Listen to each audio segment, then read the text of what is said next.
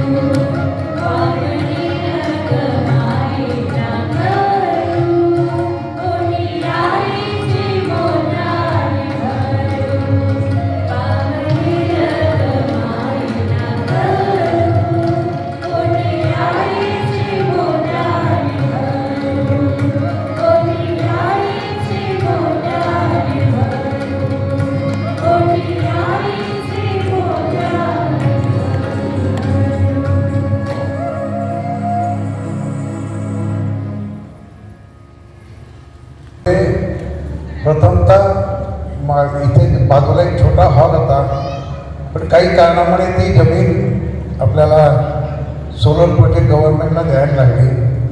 त्यामुळे तिकडचा हॉल तुटला. तर तू लगेच आपल्या ट्रस्टींनी मोठा हॉल करण्याची योजना आखली आणि आपण तो आता ह्या भव्य हॉलमध्ये बसला. तो भव्य हॉल खरंच भव्य आहे, कारण त्याचं फाउंडेशन आहे जमिनीपासून 12.5 फुटावर आहे. वरती कॉलम 4 फुटावर प्लीन घेतले आणि 17 फुटावर वरती कॉलम्स आहेत आणि मधली जी उंची आहे ती 33 फूट आहे. एकही मध्ये कॉलम नाही. इतका सुंदर हॉल आपल्या ट्रस्टीने आपल्या सहयोगांसाठी बनवलेला आहे. खरंच चांगलं. या हॉल जो बनवला गेला त्याचे जानेवारी 22मध्ये भूमिपूजन झालं निधींच्या हस्ते. त्याच्यानंतर 4 एप्रिलला ॲक्च्युली कामाला सुरुवात झाली आणि 9 महिन्यामध्ये हा इतका भव्य हॉल आमची जी कार्यकारिणी आहे ना त्यांनी दिवस रात्र काम करून हे उभं केलं. आणि नवल म्हणजे 9 महिन्यामध्ये उभं करून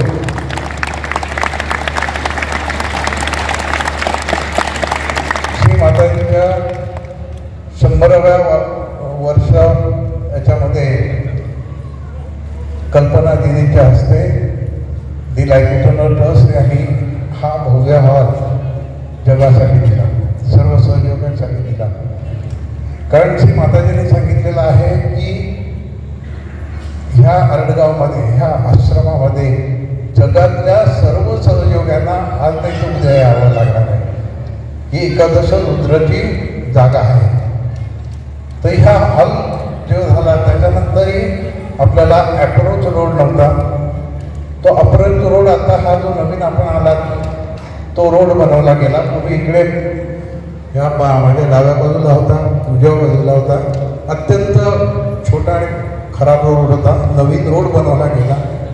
टोटल गव्हर्नमेंट सर्वे करून कंपाऊंड वॉल बांधले गेले. त्याच्यानंतर टॉयलेटचे खूप प्रॉब्लेम्स होते. तर टॉयलेटचे प्रॉब्लेम्स पण आता सोडवण्यासाठी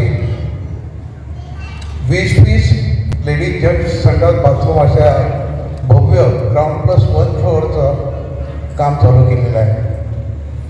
अजूनही खूप कामं बाकी आहेत. त्याच्यामध्ये डॉर्मेटरीज बांधायचे आहेत, ऑफिस बांधायचे आहे, त्याच्यानंतर असे केअरटेकर स्वरूप बांधायचे आहेत. असे खूप कामं आहेत अजून. आणि ही सर्व कामं आपण सर्व सहयोगी जसं डोनेशन देतील तसं ते होईल. आणि मला वाटतं की श्रीमातांच्या कृपेमध्ये, कारण आम्ही कार्यकारिणी जेव्हा मीटिंगमध्ये बसतो तेव्हा जी प्रार्थना आम्ही करतो श्री माताजी पुऱ्या करतात.